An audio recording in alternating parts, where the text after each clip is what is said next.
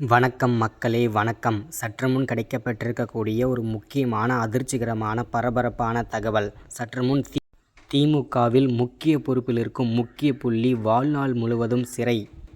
யார் அந்த முக்கிய புள்ளி, எதனால் சிறை தண்டனை, இதை பற்றின முழுமையான தகவல் தான் இந்த ஒரு வீடியோவில் தொகுப்பாக பார்க்க போகிறோம். ஸோ அதுக்கு முன்னாடி நமது சேனலுக்கு நீங்கள் புதிய பார்வையாளராக இருந்தால் மறக்காமல் நமது சேனலை சப்ஸ்கிரைப் பண்ணுங்கள். சப்ஸ்கிரைப் பண்ண உடனேயே பக்கத்திலே ஒரு பெல் பட்டன் வரும், அதை கிளிக் பண்ணி ஆல் ஆப்ஷனில் போட்டு வச்சுக்கோங்க. தொடர்ந்து நம்ம போடக்கூடிய வீடியோஸ் நோட்டிஃபிகேஷன் உங்களுக்கு உடனுக்குடனே வந்தடையும். அது மட்டும் இல்லாமல் வீடியோ பிடிச்சிருந்தால் மறக்காமல் லைக் பண்ணுங்கள், ஷேர் பண்ணுங்கள், சப்போர்ட் பண்ணுங்கள்.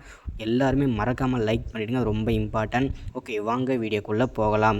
சற்று முன் கிடைக்கப்பெற்றிருக்கக்கூடிய ஒரு முக்கியமான அதிர்ச்சிகரமான சோகமான தகவல் என்ன அப்படின்னு பார்த்தீங்கன்னா, சற்று முன் திமுகவின் முக்கிய பொறுப்பில் இருந்த முக்கிய புள்ளியான அமைச்சர் பொன்முடி வந்து பார்த்திங்கன்னா வாழ்நாள் முழுவதும் சிறை தண்டனை அனுபவிப்பதற்கான வாய்ப்புகள் அதிகமாக இருக்கின்ற மாதிரி தெரிவிக்கிறாங்க. ஏன் அப்படின்னு பார்த்தீங்கன்னா, 2 நாளைக்கு முன்னாடி கோர்ட்டில் வந்து கேஸ் வந்து முடிஞ்சது.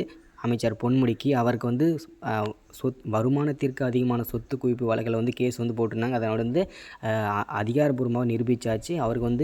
அவருக்கும் அதாவது அமைச்சர் பொன்முடிக்கும் அவரது மனைவியுமான விசாலாட்சிக்கும் 3 ஆண்டுகள் சிறை தண்டனை விதித்து அவங்களுக்கு 50 லட்சம் ரூபாயும் அபராதம் விதிச்சிருந்தாங்க.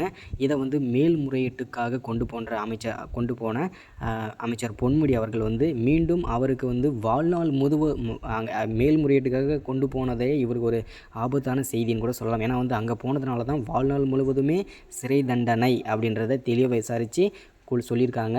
ஏன் அப்படின்னு பார்த்தீங்கன்னா, நேற்றைய முன்தினம் இரவு பார்த்திங்கன்னா நண்பகல் இரவில் வந்து பார்த்திங்கன்னா அமைச்சர் பொன்முடி வீட்டில் வந்து மீண்டும் அதிரடியாக அமலாக்கத்துறை வந்து சோதனை வந்து நடத்தியிருந்தாங்க. அதில் வந்து 300 கோடி ரூபாய் வந்து ரொக்கம் பணமாக வந்து மீட்டெடுத்திருக்காங்க, கட்டுப்படுத்தியிருக்காங்க.